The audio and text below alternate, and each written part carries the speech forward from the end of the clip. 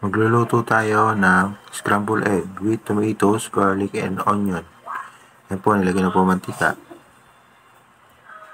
Yan, sinakutsa na po ang onion.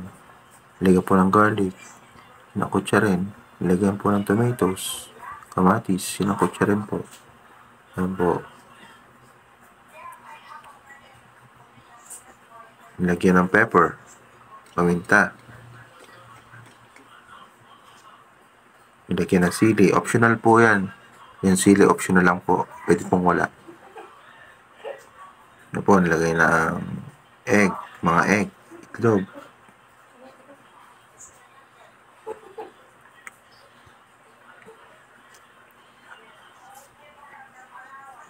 Yan, hinalo-halo na po.